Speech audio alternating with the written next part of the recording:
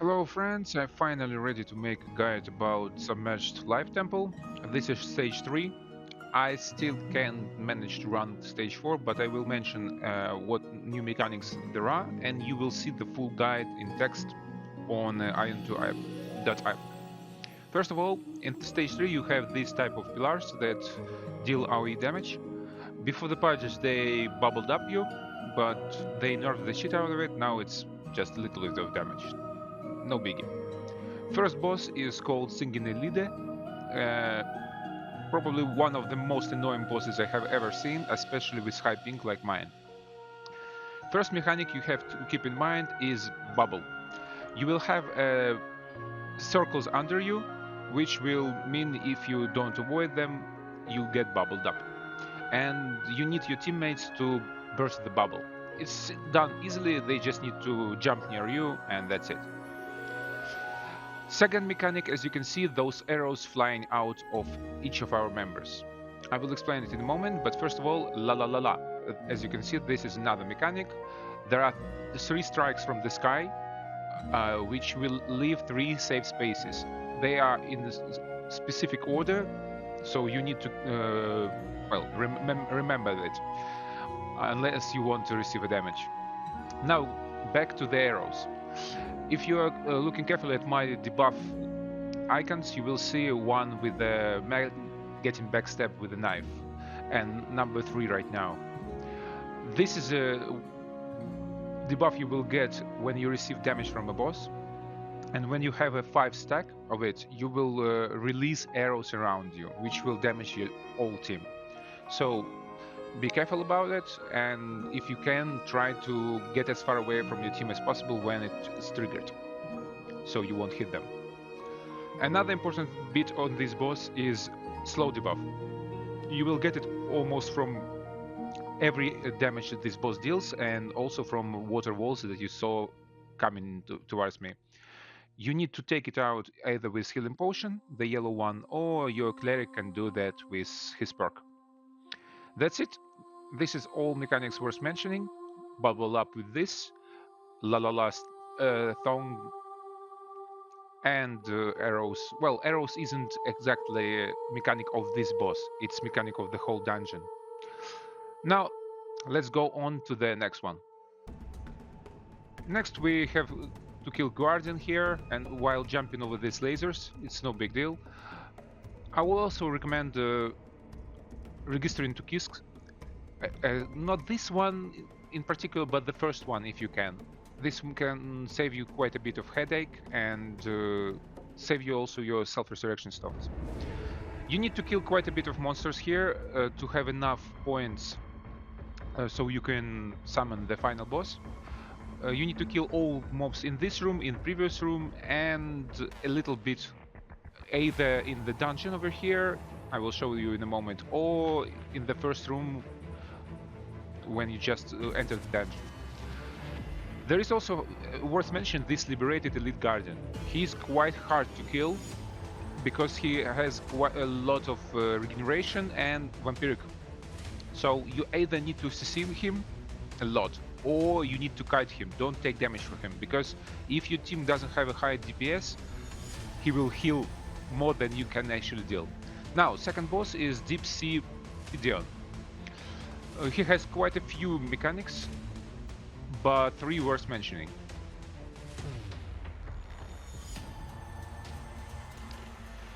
The best advice I can give you is just move around. As you can see, you still have the arrows mechanic from the first boss because it's a dungeon mechanic. And now this is the first one. 4 stones, 1 blue and 3 red ones. Obviously where is the blue one is the safe zone. So you need to either shift to that spot or, well, be lucky, I guess.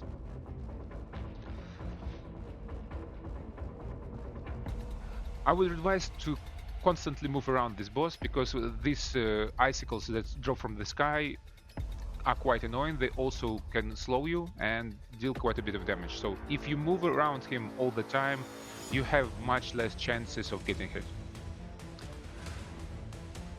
Another mechanic is laser walls, I would probably should call them. He jumps into the center and you will see like this.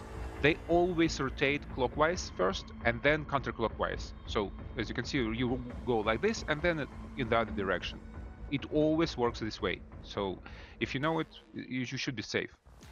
We are repeating this first mechanic again, and now onto the last mechanic that is the most annoying and which wipes most of the people. He will start beating the ground and these waves will come out. At the same time you have icicles dropping from the sky, so you need to move and jump over and over again. If you're not tanky enough, this will definitely kill you. It's especially hard with the high ping, so my advice to you is heal, heal, heal. Or better yet, if you have invul, just tank it with invulnerability. And if someone dies, just resurrect in the nearest kisk and come back as fast as you can. That's it for the second boss. Let's go for the final one, the most annoying one. But before we start killing final boss, we need to finish killing needed monsters. As you can see, we have 131 out of 160. We will kill leftover mobs here, and then you can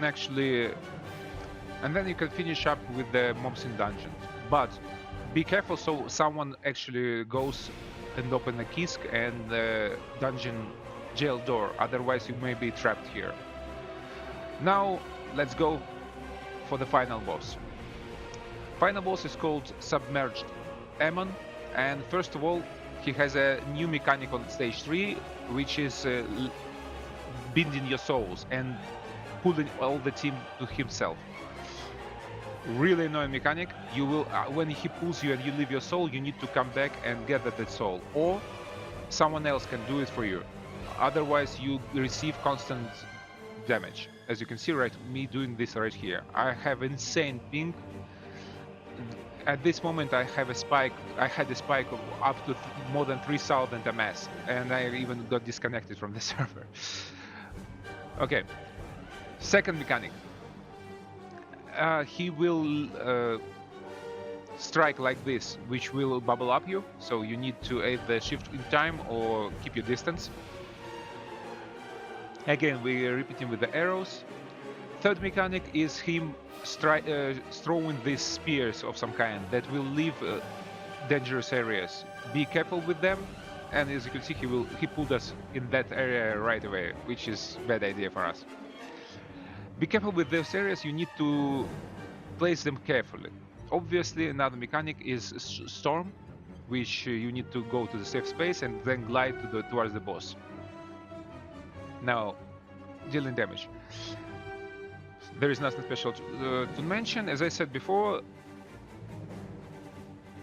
this is pretty hard dungeon, especially considering how much gas it requires to enter and how much you actually need to finish it. Every damage boss deals, he gives you a debuff, that a poison debuff that deals quite a lot of DOT, damage over time. You need to take it off of you with healing potion, yellow potion, all that constantly. And healer cleric should do the same, because otherwise you will just die from it. Right now there isn't any mechanics worth mentioning, so just avoid, jump over circles. Another bubble mechanic. As you see, I didn't manage to do it. Thankfully, I got saved by my teammates. Now, another mechanic is gathering souls, I would call it. Boss jumps to the center of the room, and he will cry the specific command, warning you about what's to come. It's not that. Only agony is him pulling you together. Here he jumps to the center and he says, only souls remain, and this is it. You need to start gathering those souls from different sides. If you start doing it at the same place together, you most likely won't make it in time. And if there are at least 3 souls left, the mass damage that the boss will deal will wipe your team. I think the safe amount you can leave is 1 or 2 souls. Obviously better not to leave any of them at all. So you need to have 2 people gathering from outer edge and 2 from inner edge, from different places. This will make you, well, this will make it maximum as effective as possible. The last mechanic is another storm that you will need to run to the safe place, glide from the top, but now boss will rotate and move along, which makes it really hard to do. Well, not really, but depending on the class. It's pretty easy to follow him with the classes that have skills to close the distance, like tank, glad, assassin, and so on. But players that don't find it pretty hard to do, and usually die during this phase. But after you finish it, stand up and just deal as much damage as possible. As usual in Ion 2, damage is the most crucial part of this dungeon. If you don't do enough in time, you fail and you die. I think I mentioned everything, except for mechanic of the 4th stage that you didn't see in my video, obviously, but I know about it because I tried to do it, but we failed. In 4th stage, boss will choose a random player of your team and bubble him up, so you need to save him. But the worst thing is, he won't just bubble him up, he will do it in an away fashion, so anyone near that player will also go into a bubble, so the player needs to run from the team and then team needs to save him. That's it. I hope this was helpful to you guys. I'm sorry for rambling quite a bit.